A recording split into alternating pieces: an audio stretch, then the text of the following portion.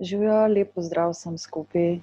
Moje ime je Nataša Petrišin Bašles, pozdravljam vas iz Pariza, kjer sem trenutno in žal nisem zaradi sanitarnih restrikcij nisem mogla priti v Ljubljano, da bi bila z vami ta večer. Tako da bom poskušala skozi ta posnetek, to posneto predavanje iti z vami skozi življenje in delo, predvsem video delo igralke in feministične borke Delphine Seyrig. Jaz sem pripravila za vas kar nekaj fotografij,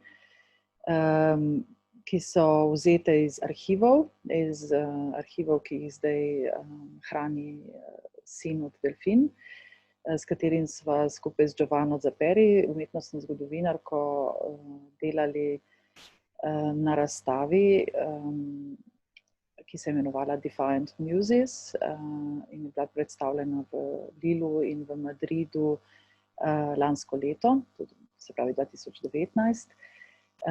In skozi to razstavo v bistvu en del te razstave se predstavlja torej tudi v okviru Festivala Mesta žensk skozi program videov in filmov v kinoteki, v Kinodvoru. In se mi je nekako zdelo najbolj primerno, da vas v bistvu popeljem skozi to razstavo, zato ker jo je v bistvu predstavljala Delphine kot del feminističnega gibanja v Franciji in sicer njo samo kot del video kolektiva Les Insoumises.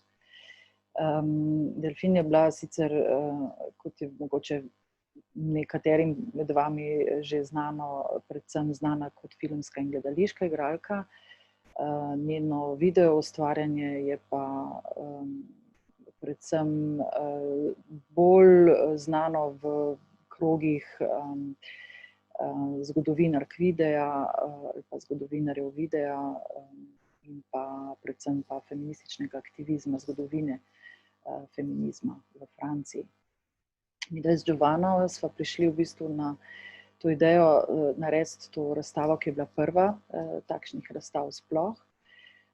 Potem, ko sva bili del raziskovalne skupine znotraj centra, ki se imenuje Centre Audiovisuel, se pravi audiovizualni center Simone de Beauvoir v Parizu, ki ga je prav Delphine Seyrig tudi soustanovila. In 5 let nazaj, zdaj od tega je že 5 let, smo se pogovarjali o možnosti razstave, ki bi govorila o sami zgodovini centra. In v bistvu smo preko tega sva potem z Giovanno prišli do ideje, da bi bilo verjetno zelo zanimivo predstaviti ne samo s fokusom na Delphine, ki je pač zdaj bo 30 let, odkar je umrla, to je bilo oktobra 1990, in je še vedno nekje ostala v spominu širše publike kot igralka, ki je igrala v filmih, recimo Alana Reneja ali pa Françoisa Truffautta. In se nam je zdela ta aktivacija in reaktualizacija njenega dela nekaj zelo pomembnega, sploh pa potem, ko sva uspeli videti celoten opus, ki ga je naredila. To je bilo to po eni strani in po drugi strani je bila pa najina ideja oziroma najina želja, da bi s tem projektom razstave govorili o še enem fenomenu znotraj feminizma, predvsem njegove zgodovine v Franciji, ki je ta, da je feminizem v Franciji večinoma še vedno predstavljen skozi nastanek, njegov nastanek je še vedno velikokrat predstavljen kot nekaj, kar prihaja iz literature in iz filozofije, se pravi iz ženskih pisav, iz angažiranih pozicij, ki so se manifestirale preko pisav predvsem, veliko manj pa preko same produkcije podob. In prav ta razstava se mi zdi in pa najina raziskava preprosto je nekje pripomogla k temu razumevanju, da je velik del feminističnega gibanja bil tudi hkrati, se je dogajal hkrati tudi preko videa, kot povsem novega medija takrat, ki je omogočal snemanje direktnega govora, možnost presnemavanja, montaže, ki se je dogajala direktno preko kamere, skupaj z osebo, ki je bila snemana. In predvsem smo opazili, da so te videi način, kako so bili distribuirani v 70-ih letih, da so imeli zelo velik odziv in veliko publiko. Tako da brez nadaljnega, to je bil en tak kratek uvod, malo je hecno tle govoriti sami sebi v kamero in si pač predstavljati, koliko vas je zdaj trenutno tam. Ampak, kot smo se zmenili z organizatorkami, bomo lahko bili v pogovoru, potem, ko boste pogledali ta posnetek, in sicer v živo.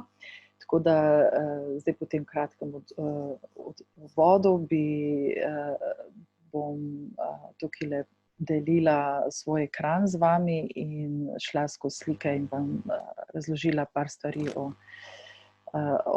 čisto na kratko najprej o njenem življenju, da jo situiram, in potem o tem, kaj smo skozi razstavo in kako smo v bistvu predstavljeni njeno delo skozi razstavo. Tako da... Evo.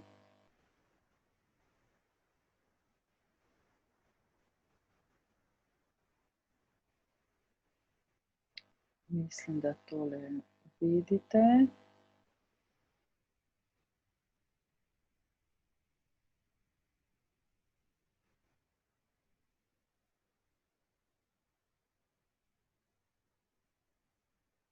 Tole ne bo šlo, pardon. Mislim, da bo delal. To tudi ne.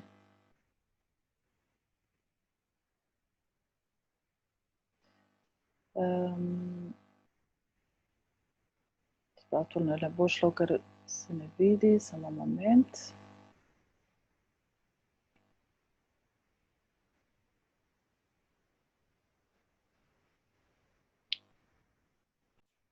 Evo, po kratki tehnični pavzi sem pri vas in tako bi moglo biti zdaj v redu.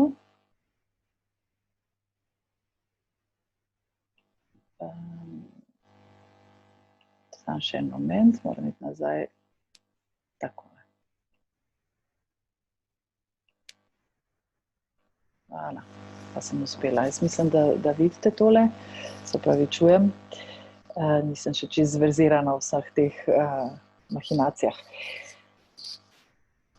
Pred vami je slika hiše, v kateri je odraščala Delphine Seyrig. Rodila se je namreč v meščanski družini, intelektualni družini v Bejrutu. In tole je palača, ki je bila zgrajena, mislim, da v 19. stoletju za znanega alžirskega politika, ki je takrat bival v Bejrutu. In Delphine je v Bejrutu hodila v šolo in preživela svojih prvih 10 let, ki je bilo takrat seveda francoski protektorat, in kjer se je seznala preko svoje družine z zelo umetniškim okoljem, z umetniškim okoljem svojih staršev. In v Bejrut se je tudi potem kasneje vračala s svojim prvim možem. In mislim, da je njena želja po internacionalnosti, po mednarodnih dogajanjih, spremljanju političnih situacij in podobno v bistvu bila izostrena od zelo malega dalje. Njena mama je prihajala iz družine de Saussure, je bila v bistvu nečakinja Etiena de Saussurea in bila tudi zelo posebna ženska. V francoščini bi rekli garçon manqué, zelo odločna in izjemno avtonomna punca, ki je pri svojih 20-ih hotela iti z Elo Maillard, ki je bila znana popotnica, podobno zgodbo skoraj kot Alma Karlin, ampak kasneje. Ela Maillard je potem obrodila cel svet, ampak z Miette, kot se je imenovala mama od Delphine, sta imeli načrt, ko sta bili stari 20 let, da sami objadrata ocean svojo jadrnico. In do tega ni prišlo, ker so starši od Miette to izvedeli in prepovedali. Miette je kasneje imela zelo kratko razmerje in zanosila in rodila sina. Z njim je odšla živeti sama v Francijo, na jug Francije, in enkrat takrat se je spoznala z očetom od Delphine Seyrig, ki je bil takrat mlad arheolog, Henri Seyrig. In Henri Seyrig se je strastno zaljubil v to zelo odločno žensko, samohranilko, ki je živela sama, ki se je preživljala sama. In jo nekaj let zatem zaprosil za roko in Miette se mu je pridružila v Libanonu, kjer je Henri Seyrig postal kmalu zatem prvi direktor Inštituta za arheologijo za področje Sirije in Libanona. In danes je še vedno eden najbolj priznanih arheologov, pionirjev francoske arheologije na področju Bližnjega vzhoda. Na sliki tukaj ga vidimo z Claudom Lévi-Straussem,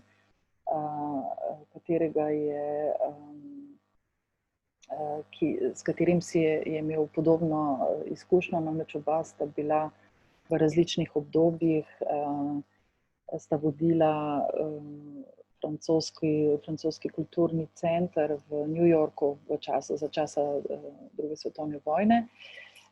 In v tem obdobju, ko je bil Henri Seyrig, se pravi, ko se je preselil iz Bejruta v New York z družino, se pravi z ženo, s prvim sinom in pa z Delphine, ki je bila takrat stara 10 let, se je Henri Seyrig družil tudi z nadrealisti. Tukaj ga vidimo četrti z leve, z brki, poleg Aimé Césaire, poleg Andreja Bretona, na sliki tudi Marcel Duchamp, Matisse, tudi njihov galerist.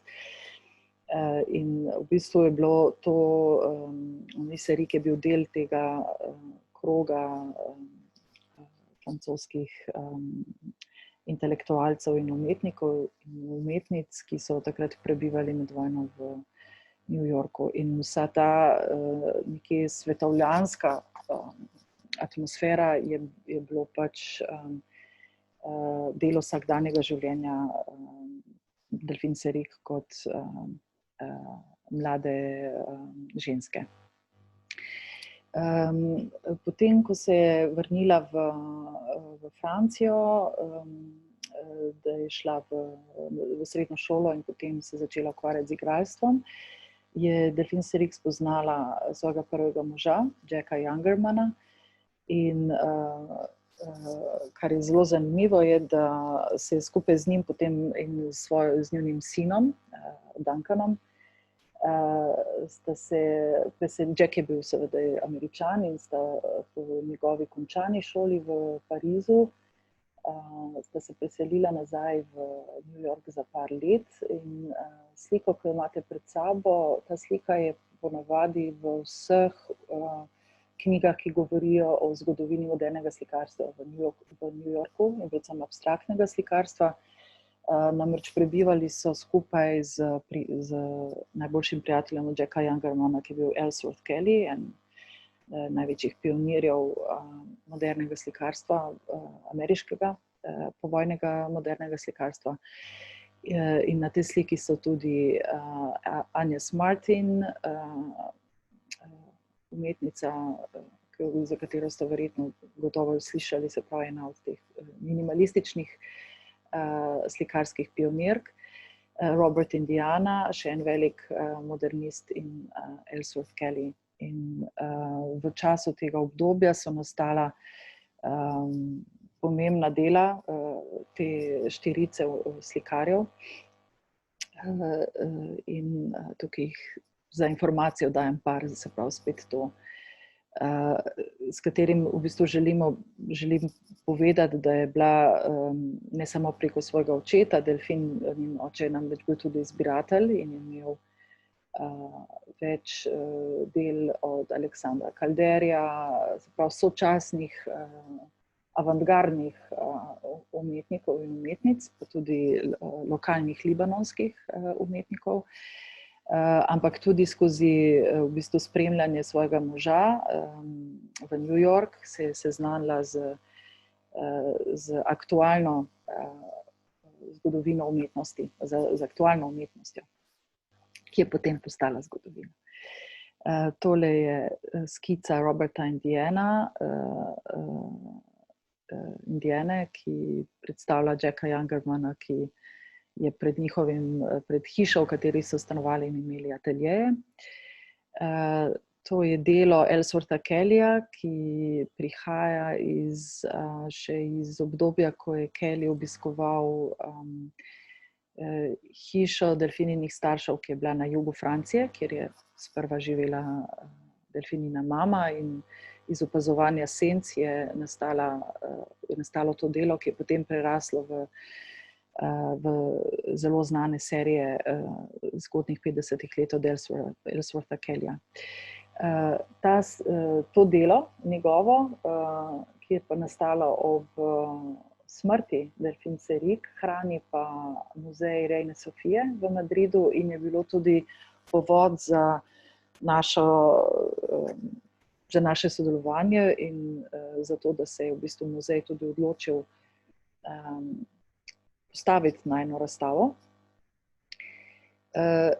Ampak kar je pa zanimivo dejstvo, je pa, da na koncu se nismo odločili, da bi razstavili to delo, ki je sicer v depoju muzeja, ker smo po dolgih diskusijah se vseeno odločili, da razstava ne govori o biografiji Delfin Seyrig, temveč o njej kot o nekomu, kot o videastki in kot o feministični aktivistki, in da dejansko to ne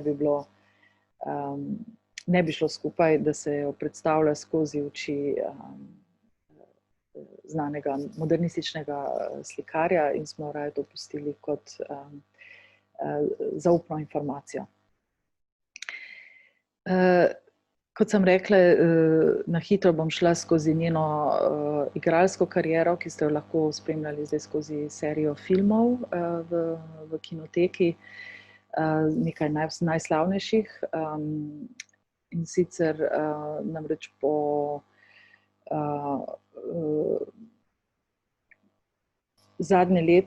lansko leto v Marienbadu od Alana Renéja je dejansko po eni strani predstavljal preboj Delfin Seyrig kot mlade igralke. Tako na nivoju Francije, francoskega filma, kot na mednarodnem nivoju, hkrati je pa pomenilo razkol v njeni družini, namreč zaradi Alana Renéja se je ločila od svojega moža in s svojim sinom prišla živeti nazaj v Pariz. Njuno razmerje je trajalo par let, je bilo precej ne preveč obelodanjeno javnosti, ampak po parih letih sta se razšla in Delfin je potem na snemanju Mr. Freedom, znanega filma od Williama Kleina, še danes izjemno aktualnega filma, ki predstavlja ameriški imperializem brez kakršnega koli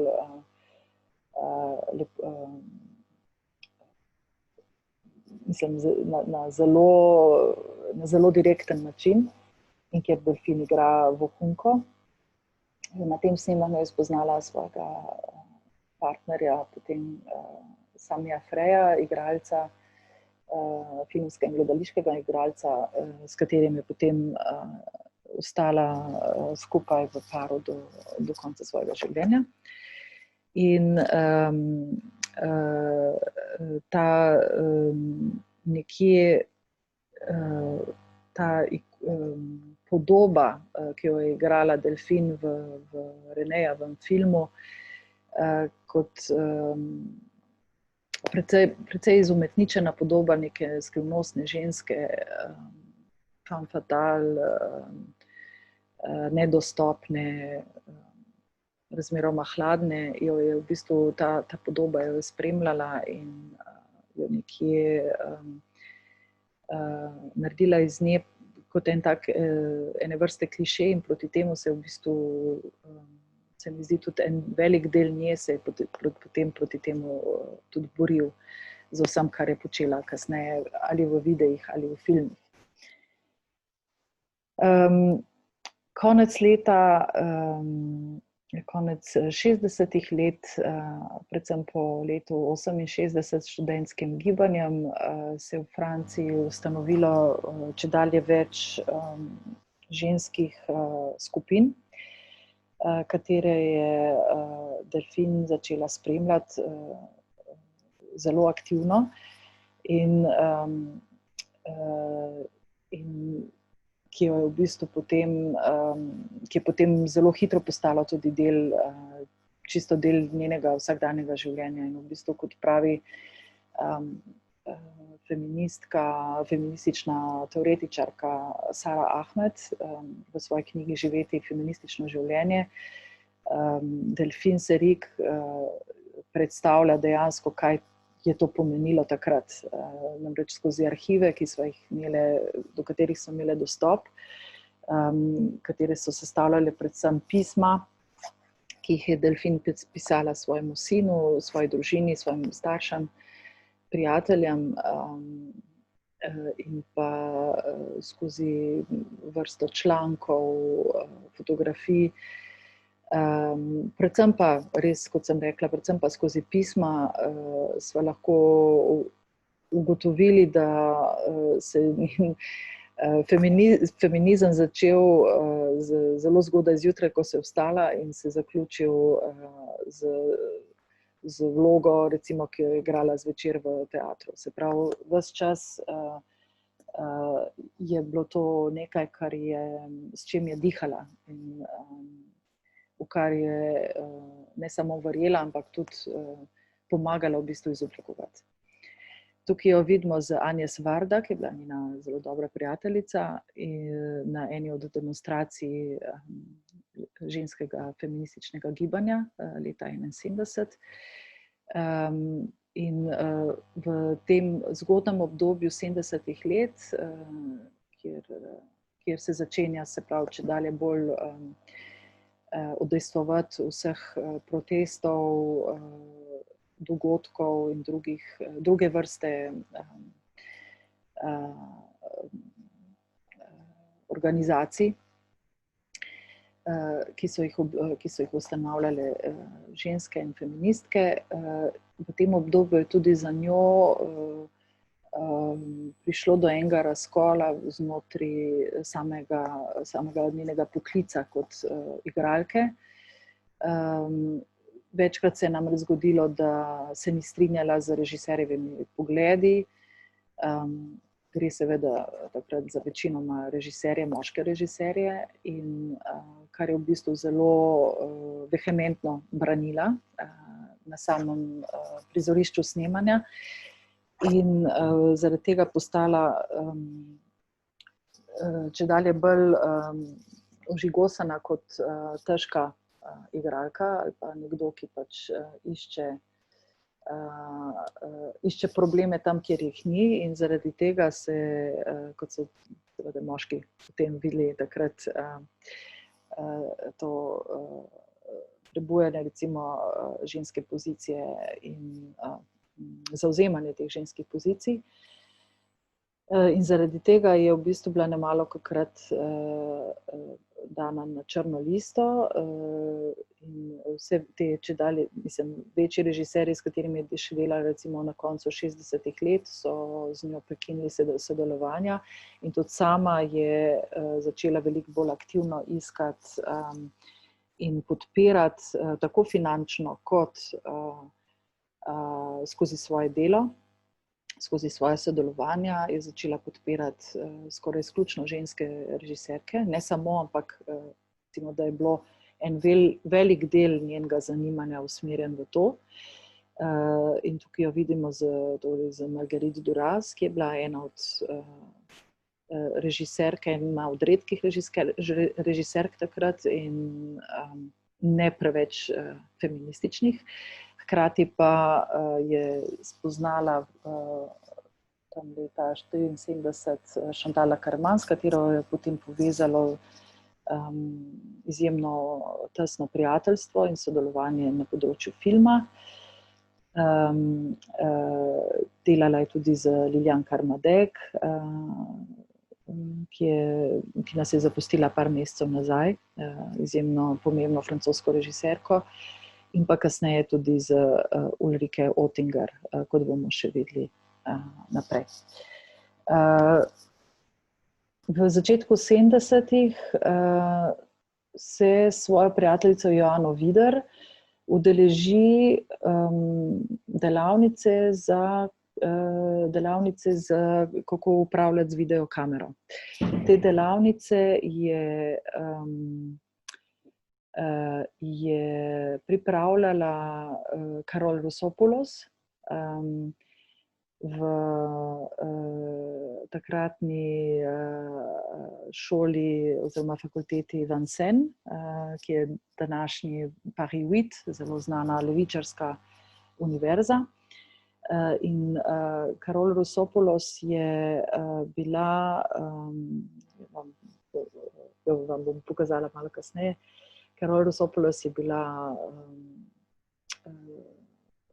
politično angažirana ženska, ki je imela prva ženska, ki je imela videokamero v Franciji, poleg Jean-Luca Godarja in Chrisa Markerja. In Carole je bila tudi tesna prijateljica z Jean Genetom, s katerim je obiskala palestinske prebežnike v Jordaniji v začetku 70-ih let. Potovala je tudi recimo z videokamero v Alžir, kjer je dajala delavnice članom skupine Črnih panterjev, ki so bili takrat tudi v Alžirju in jih učila v bistvu, kako uporabljati videe. Se pravi, to je bila oseba, ki je zelo zgodaj razumela, da se medij videa lahko uporablja v politične namene in s tem, da so se s tem srečanjem med temi tremi ženskami je prišlo do izjemno produktivnega obdobja delanja filmov, kjer so se poimenovale kot kolektiv Les Insoumises, se pravi uporne muze, in ki je v bistvu sestavljanka iz dveh besed, Les Insoumises in muse, se pravi muze in uporne. In to sodelovanje in se pravi tudi prijateljstvo jih je potem tudi pripeljalo kasneje v začetku 80-ih let do otvoritve centra, audiovizualnega centra Simone de Beauvoir.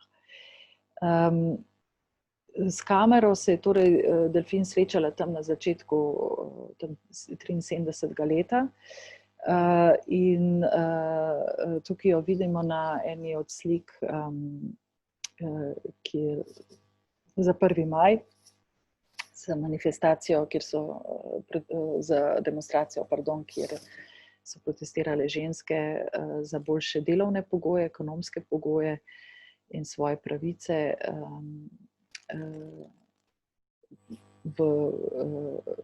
In v bistvu na sliki se vidi, da je v bistvu to delfin se vedno sprehajala s svojo videokamero po teh demonstracijah in snemala.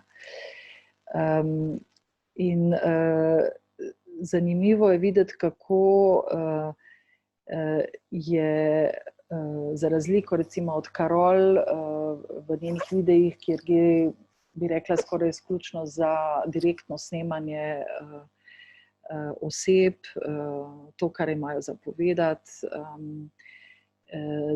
v nasprotju z bolj tem direktnim snemanjem od Carol, so delfinini videi dejansko bolj artikulirani v smislu iskanja referenc, iskanja mogoče kakšnih bolj inovativnih pristopov, kar se tiče snemanja ali pa same montaže. Se pravi, imajo nekje bolj, jaz temu rekla, se izražajo neke vrste zanimanje tudi za samo umetniško formo, kot pa samo za izražanje mnenja. Tukaj vas bom od zdaj naprej vas peljem po razstavi v Reini Sofii v Madridu. In kar je bilo za naju pomembno, je, da sva v uvodnem delu, to je prva soba tukaj, kjer sva prikazali en del Renejevega filma, skupaj z kostumom, ki ga je nosila delfin v enem od filmov od Ulrike Oettinger, ki je bila, kako bi temu rekli, proto-queer režiserka, s katero je delfin sodelovala v 4 filmih in delfin je bila Ulrikina muza. Se pravi, sva želeli od začetka prinesti ta razkol med tem, kar je ta klasični francoski novi film na eni strani poskušal narediti iz nje kot igralke in kako se je zelo aktivno tudi sama potem zoperstavila temu kalupiranju. Pomembno je bilo tudi vzpostaviti takoj od začetka odnos njenega poklica, ki ga je upravljala bodisi na filmu, bodisi na odru. V odnosu se pravi do fotografiranja, do videov, do samega ustvarjanja videov in kar tudi pride ven skozi več primerov v razstavi, je bilo to, da je bila delfin izjemno avtorefleksivna igralka, ki se je, kot sem že omenila, velikokrat zoperstavila režiserjevim pogledom, preizpraševala, analizirala, psihoanalizirala junakinje, ki jih je igrala, in iskala v njih tudi vsako najbolj možno subverzivno noto, feministično noto, ki jih je lahko našla. In v bistvu je bilo skozi ta friz tukaj, ki smo ga pripravili, smo se v bistvu poklonile njenim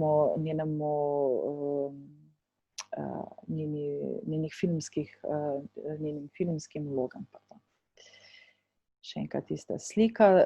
Tukaj je slika malo slabše kvalitete, sicer od Carol Rosopoulos in njenega moža, ki zelo dobro prikazuje, v kakšnem razmerju sta bila. Paul Rosopoulos se namreč je velikokrat nosil, je bil zvočni snemalec ali pa preprosto asistent režije, tako Karol kot Delfin. Tale slika mi je zelo ljuba, ker prikazuje dejansko to, ki vidimo v centru Delfin z ruto na glavi. Poleg nje, ki gleda proti nam, je Joana Vidar, njena prijateljica in sodelavka in ena od upornih muz, kolektiva upornih muz, ki je bila sicer prevajalka in tudi sama delala potem kasneje videe. To je eden od mnogih sestankov feminističnega gibanja v Parizu iz začetka 70. let, kjer lahko dejansko začutimo, kako so se te sestanke odvijali in na kakšen način je to vplivalo na izoblikovanje mnenj in pozicij. Ta fotografija je sicer iz Lila, iz razstave v Lilu, ampak jo prikazujem zato, ker je tu ta izjemno lepa fotografija iz Delfininega stanovanja, ki ga je prelevila v svoj videostudio. Na steni visi, pod stropom visi Alexander Calder mobile, ki je pripadal njenemu očetu, se pravi zbirki njenega očeta. Na steni je plakat filma Aloise, ki ga je naredila Liliane de Kermadec in kjer je Delfin interpretirala to švicarsko slikarko, ki je končala, ki so jo zaprli zaradi psihičnih problemov, psiholoških problemov v umobolnico in v kateri je preživela potem 30 let. In v tej juxtapoziciji različnih elementov je postavljena videokamera. Na tej sliki so vse tri uporne muze, Joana, Delfin in Karol, pred mašinerijo, kjer so delale montažo videov, kar se mi je zdelo tudi pomembno, da se pokaže. In tu je Delfin, ki montira videe v svojem stanovanju, kjer je pač en del stanovanja je posvetila studiu in na vratih je pisalo la vie de bas, kar seveda je igra kar je besedna igra, ki se nanaša na video, kot video video. Ampak la vie de haut pomeni življenje pogledano od zgoraj in la vie de bas, kjer je bilo napisano zraven na vratih, je pa življenje, kot ga vidiš od spodaj, se pravi ta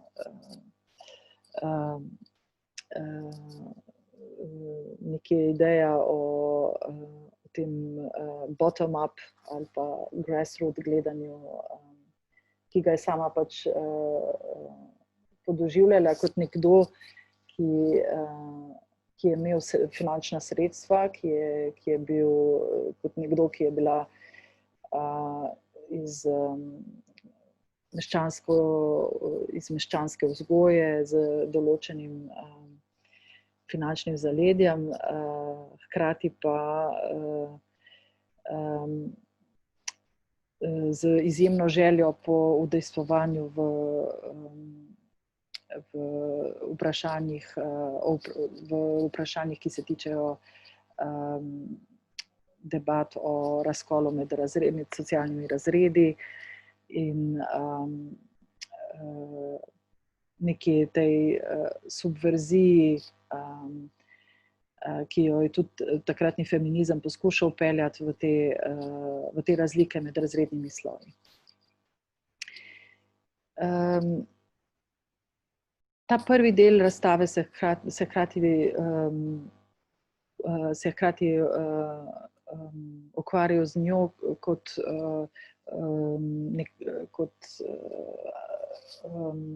žensko, ki se je aktivno odrekala svoji vlogi kot dive, zato smo dali naslov temu delu Undoing the Diva. To je še eden od kostumov od Ulrike Oettinger iz njenega filma Freak Orlando.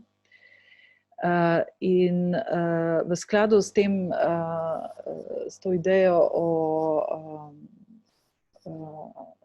razdelovanju pozicije kot dive, ki jo je pridobila preko filmskih vlog, o katerih sem govorila prej.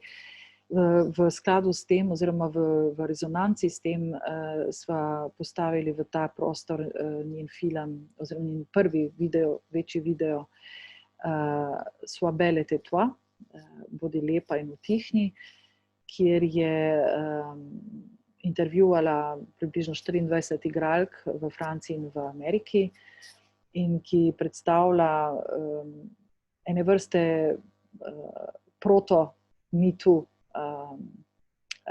dokument, kjer se skozi montažo iz vseh teh pogovorov slika ena zelo realistična podoba o samem položaju igralk v takratni filmski industriji in ki se pač je do danes bojda malo spremenil, ampak ne gre toliko nekje za neko zaupanje bolj v smislu spolnih nadlegovanj, spolnih vlog, ampak bolj o samem razmerju moški-ženska znotraj same filmske industrije. Recimo nemalo igralk govori o tem, da so sanjali o tem, da postanejo režiserke, kar se jim zdi pač nemogoče. Jane Fonda recimo pripoveduje o tem, kako so rekli, da s svojim videzom nikamor ne bo prišla in da se mora takoj operirati. Pri nekaterih drugih igralkah čutimo, da govorijo tudi o spolnih pritiskih, ne da bi šle dlje v tem. Moramo se zavedati dejstva, da je ta video bil narejen 75., 76. leta in da te vrste vprašanj dejansko niso bile tem ženskam skoraj nikoli postavljene. Kar se tudi vidi po določenih reakcijah pri samem videu, ki jih je Delfin ohranila pri sami montaži. Hkrati je pa tudi ta izjemno solidarnostna gesta med Delfin, ki sprašuje vprašanja in ki uspe ustvariti ta odnos solidarnosti med ženskama kot med dvema igralkama. Namreč nemalo igralk poroča tudi o tem, ali pa govori tudi o tem, da so vedno primorane igrati vloge v filmih, kjer so v stalnem tekmovalnem odnosu napram drugim ženskam. Da nikoli niso igrale vloge, ki bi bile, recimo, ki bi bile toplejše narave med ženskami. To je bilo nekaj fotografij iz arhivov, ki govorijo o samem o potovanju po Ameriki in snemanju. Na to snemanje je šla Delfin skupaj s Carol. Carol je večinoma snemala s kamero. In v istem prostoru sva predstavili delček videa, ki smo ga na novo odkrili v centru, medtem ko smo pripravljali razstavo, kjer je Delfin snemala skupino transvestitov, Le Gazolin, v istem obdobju, kot je pripravljala video o igralkah, kjer je znana travestitka Marie-France igrala Marilyn Monroe v adaptaciji dela Arthurja Millerja. In preko pisem, ki jih je takrat Delfin pisala svojemu sinu, so razbrali, da se je delfin izjemno inspirirala od te skupine in da gre v bistvu za njeno zanimanje o performativnosti spola in da je bilo to nekaj, kar jo je fasciniralo v bistvu vsa dolga leta. In ta video prikazuje v bistvu tudi mlado Marie France, ki je popolnoma razorožena pred tem, da jo pride pogledati Delphine Seyrig, ki je bila seveda za njo velika ikona. Še nekaj slik iz India Song, se pravi leto 75-76 je bilo za delfin izjemno plodno, ne samo na področju spoznavanja z videom, ampak tudi v sami kinematografiji, namreč takrat posname kar 3 filme v enem letu z ženskimi režiserkami, India Song z Marguerite Duras, Jeanne Dielman z Chantal Akerman in pa Aloïse, kot sem že omenila, za Liliane de Kermadec. V sosednji sobi torej smo predstavili instalacijo, ki jo je naredila Chantal Akerman leta 2001, narejeno iz zadnjih 7 minut Jeanne Dielman.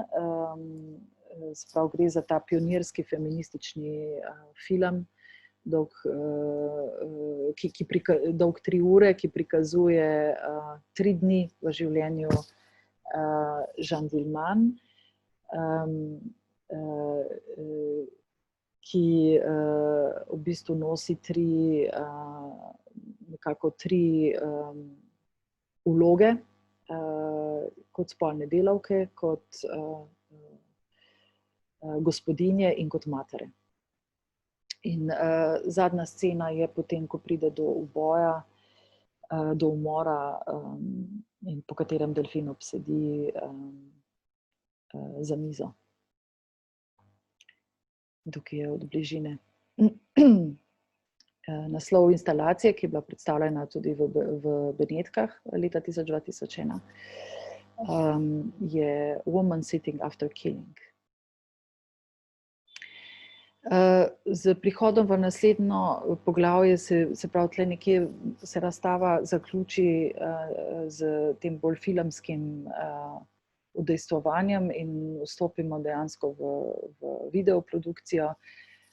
Na tej steni sva prikazali več videov različnih feminističnih skupin, vzetih iz arhivov audiovizualnega centra Simone de Beauvoir. Ta poster sta naredili Delphine Seyrig in Joana Vider in dejansko predstavlja neke vrste eno od redkih umetniških del, če ga lahko tako deklariramo. Gre namreč za montažo fotografij, ki sta jih naredili s tem, da sta gledali posnetke, videoposnetke iz demonstracije 1. maja, na kateri tu vidimo delfin z videokamero. Na ekranu sta zaustavljali videoposnetke vsakeč, ko je prišlo do posnetka banderol, se pravi sloganov, in iz tega potem naredili ta kolaž. Hkrati v tej sekciji, ki so jo imenovali feministična apropriacija medijev, predstavljava 2 glavna videa skupine Les Insoumises, narejena leta 1976, in sicer Mazo in mizo Von ton bateau in pa Scam manifesto.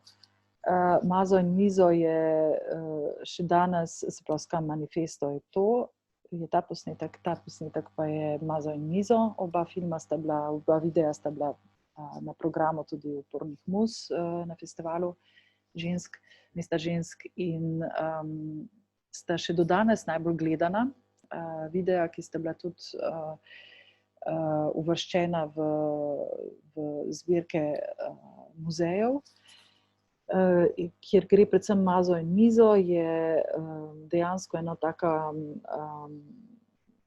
brezčasna izpoved o še danes nažalost prisotnem pogledu na ženske skozi medije, predvsem skozi televizijo. Kar se je skupina Les Insoumis odločila, je, da posname televizijsko oddajo, ki se je zgodila ob koncu leta 1975, ko je v Franciji bilo in tudi drugje razglašeno kot mednarodno leto žensk. In televizija pripravlja izjemno neprijetno, mizogino oddajo, kjer so bili intervjuvani sami mizogini moški. In je na oddajo povabilo, so se odločili, da se na oddajo povabi takratno ministrico za ženske zadeve, Françoise Giroud, ki namesto, da bi napadla ali pa ki je bila v bistvu izpostavljena nemogoči situaciji, obkrožena se prav z tipičnim pristopom skozi humor besedam in pozicijam, ki govorijo o različnih vrstah nasilja nad žensko, tako verbalnega, fizičnega ali pa samo kot izražanje mnenja.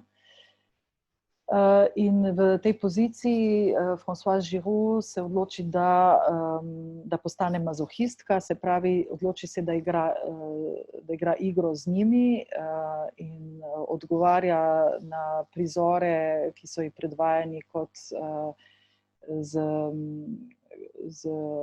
nasmeškom ali pa nekje z pristopom, ki govori o tem, da sicer se ne strinja, ampak hkrati pa samo še povečuje nelagodnost lastne pozicije in pa nelagodnost tega, kar smo mi kot gledalci in gledalke, s čim smo soočeni tudi mi. Kar so naredile v tem videu, je bilo precej pionirsko, namreč v montažo so Les Insoumis vključile različne prizore iz različnih filmov, svojega lastnega pisanja, zvoke, glasbo in v bistvu ustvarile neverjetno humorni pastiž, ki pa se zaključi tudi z svojevrstnim manifestom, kjer pravijo, da se ženske lahko edino samo reprezentirajo skozi video in da se one kot kolektiv odločajo, da se bodo od zdaj naprej predstavljale samo skozi video. Ska manifesto, ki je bil posnet istega leta, ima še en drug aktivistični moment, ki je dejstvo, da je bil ta video namenjen cirkulaciji samega teksta Valérie Solanas, ki je bil takrat je bil out of print, se pravi, ga ni bilo mogoče dobiti več v knjigarnah. In v videu sicer bereta samo del tega teksta, ampak na način, kako se odločita ga tematizirati, je, da Delphine ga je prevedla iz angleščine in ga diktira Carole, ki piše na pisalni stroj in v bistvu poustvarja ta tipični pedagoški moment, ki prihaja predvsem do izraza v osnovnih šolah, ampak ne samo.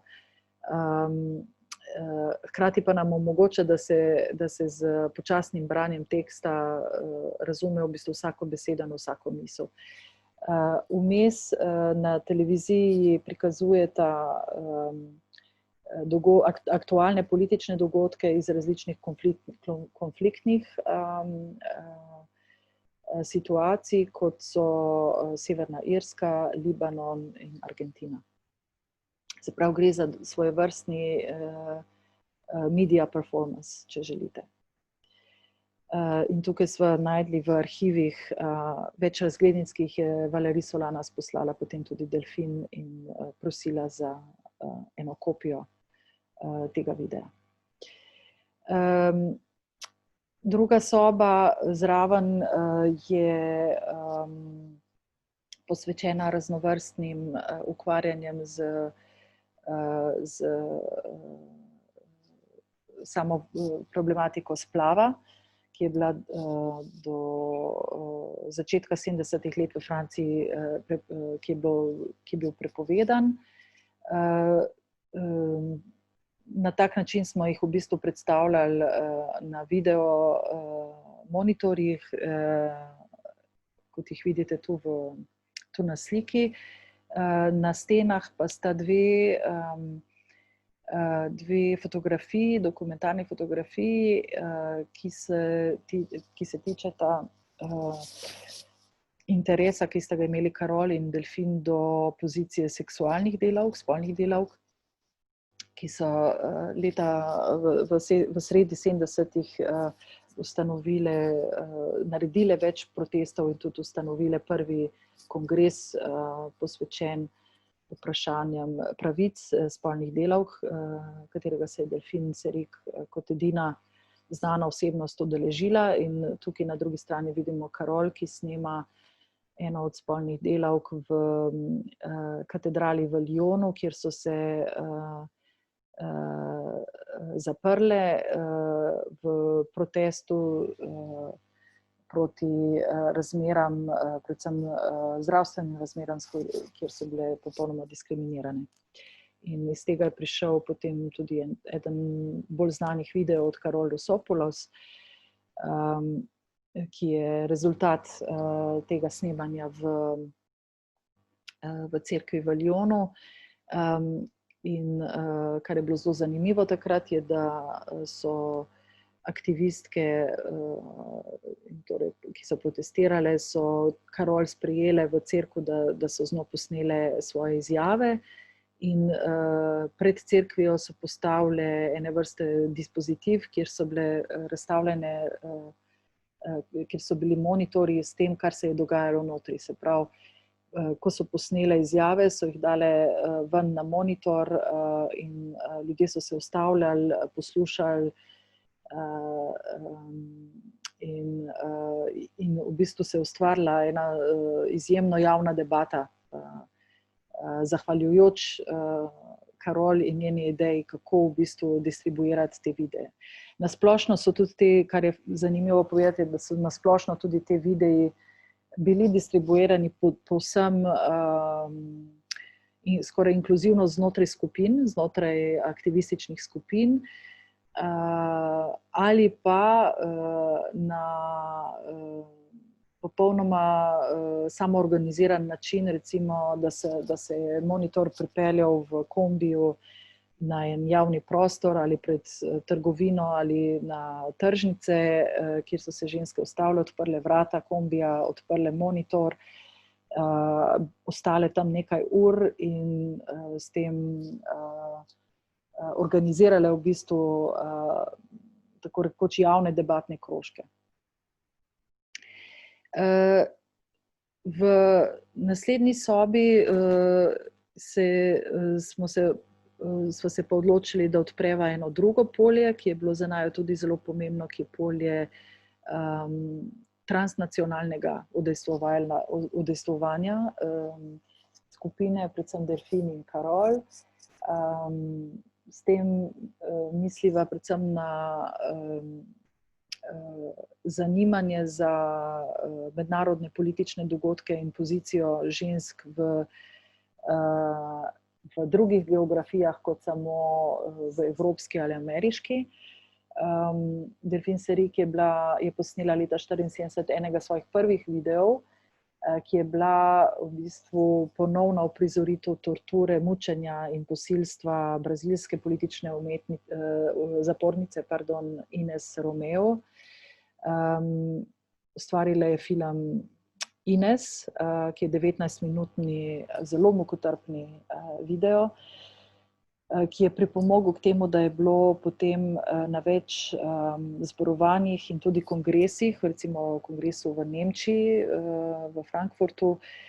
Po ogledu tega filma je bilo izoblikovanih več pisem, več protestnih pisem, ki so bile naslovljene direktno na brazilsko ambasado in poslane tudi na brazilsko vlado za izpustitev Ines po eni strani, hkrati pa je to odprlo pot tudi zaradi zgodovine, ki sem jo že omenila, kar se tiče, se pravi, Delfin in njenega zgodnjega otroštva v Libanonu in v Ameriki, se pravi, njeno res željo po tem, da se govori o položaju žensk, in sicer iz različnih razrednih slojev in tudi različnih rasnih pripadnosti, kulturnih pripadnosti. In hkrati v tem, poleg tega videa Ines, sva v sobi prikazovali video, kjer se je Delfin posvetila portugalski situaciji, kjer so bile 3 pisateljice, 3 Marije, vsem je bilo namreč ime Marija, so bile obsojene na zapor od 2 do 5 let, ker so izdale knjigo, ki je govorila o položaju žensk, nemogočem položaju žensk na Portugalskem.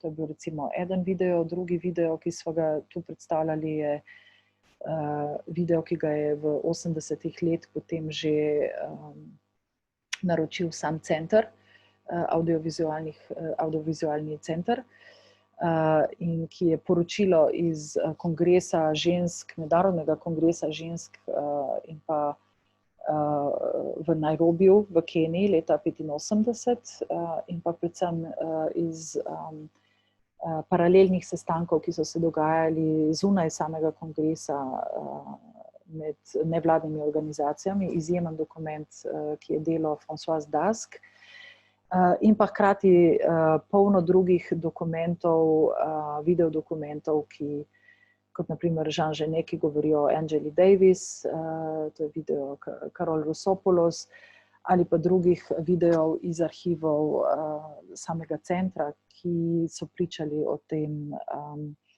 pomembnem poglavju francoskega feminizma, o solidarnosti z drugimi deli sveta. Bom šla počasi proti zaključku predavanja. 2 zadnji sobi sta nam še ostali, in sicer ena je posvečena antipsihiatriji in Aloise Corbas, ki je tukaj na sliki, na tej fotografiji, in eno od njenih del. Ta soba je, se pravi, je v direktnem razmerju do vloge, ki jo je Delfin igrala kot Aloise v filmu Liliane de Kermadec. In antipsihiatrija je bilo še eno področje, katerega je Delfin spremljala izjemno pozorno, tudi ponovno zaradi svojega zanimanja za psihologijo vlog, ki jih je igrala kot igralka. In leta 1985 je posnela svoje srečanje, oziroma je posnel Abraham Segal srečanje Delfin z Mary Barnes, še eno protagonistko antipsihiatričnega gibanja, ki je bila pacientka zelo znanega Roberta Lainga, poleg Felixa Guattarija, enega od osnovalcev antipsihiatrije, v kateri Delfin in Mary slika sliko, ki jo vidite tukaj na steni in ki je bila narejena za spomin Delfin. Hkrati pa se z Delfin pogovarjata v bistvu o različnih duševnih stanjih in kreativnosti. Še par slik od same slikarke Aloise Corbas, ki jo je interpretirala Delfin v filmu Aloise. In v zadnji sobi pa smo potem v bistvu naredili nekaj, smo se vprašali o sami prihodnosti arhivov, feminističnih arhivov. Po eni strani prihodnosti centra Simone de Beauvoir.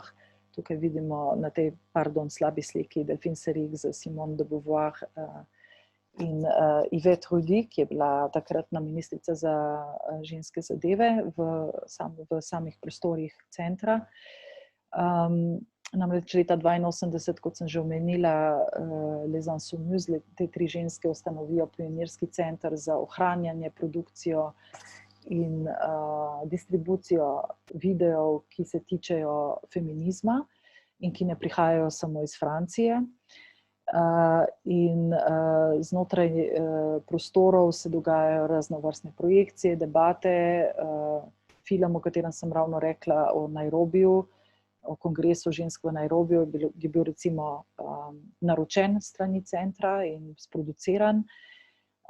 Center je še aktiven danes in zelo pomemben in poglablja svojo prisotnost in v bistvu razširja in poglablja svojo prisotnost o debatah o feminizmu, homofobiji, z raznimi delavnicami, projekcijami, ki jih imajo v šolah ali pa v zaporih. Hkrati pa je še vedno izjemno pomemben raziskovalni arhiv za vrsto raziskovalcev in raziskovalcev o zgodovini feminizma. Še nekaj slik. Hkrati pa so bila, se pravi 80. preden je Delphine zbolela potem za rakom in leta 1990 preminila, se je pa Delphine aktivno ukvarjala z željo po tem, da bi sama posnela film o zgodbi Calamity Jane, znani ameriški pustolovki, do katere je prišla po tem, ko je našla film, ki naj bi ga napisala hčerka Calamity Jane, in sicer pisma Calamity Jane se je imenovala knjiga in je bila izdana konec 70. let, in ki skozi pisma, v bistvu, ki naj bi jih Calamity pisala svoji hčerki, ki je bila oddana v rejstvo neki družini in se v bistvu skoraj nikoli ni prišlo do srečanja med njima, ali pa pač hčerka ni vedela, da je Calamity Jane njena mama, dokler ni Calamity umrla.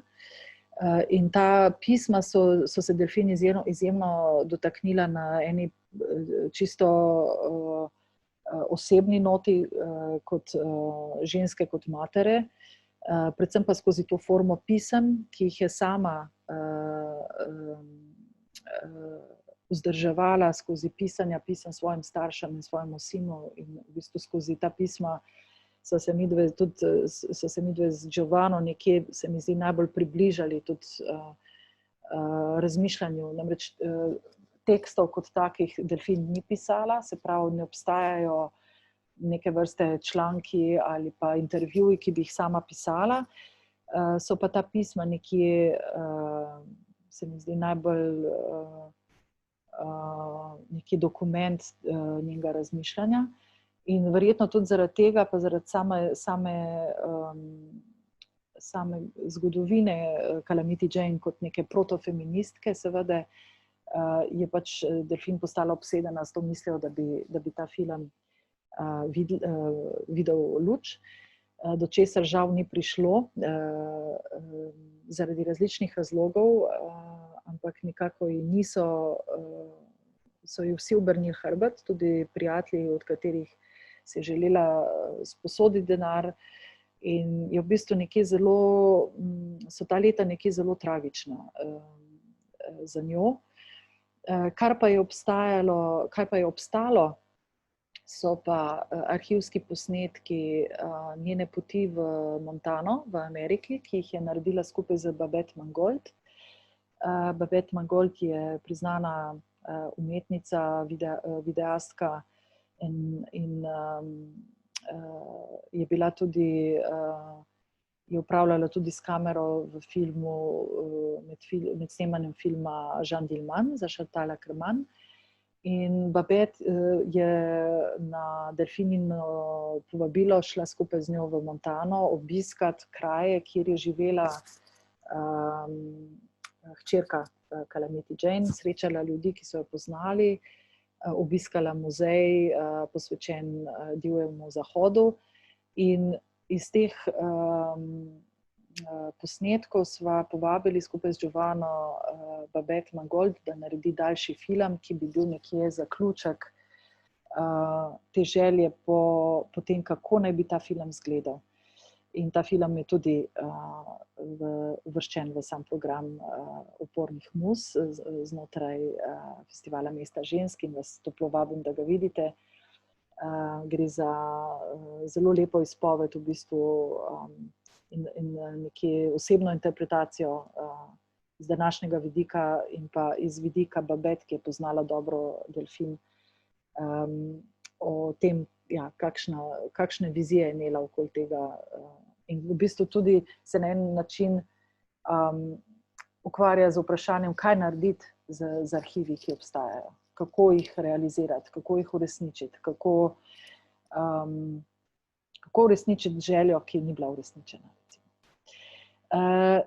Čisto zadnja, se pravi, ko si kot obiskovalka ali pa obiskovalec šel ven iz te sobe, ste si lahko ogledali na razstavi še Delfinin zadnji video, ki je bil posvečen Simone de Beauvoir in ki spremlja v bistvu pogreb Simone de Beauvoir in ponovno v eni taki zelo intimni izpovedi Delfininega občudovanja in ljubezni do te ženske, ki jo je imela za svojo spiritualno mamo.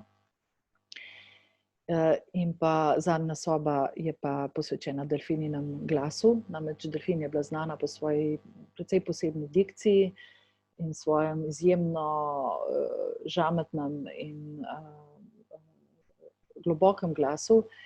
In v tej zadnji sobi smo ustvarili v bistvu eno zvočno instalacijo, kjer Delfin bere tekst, literarni tekst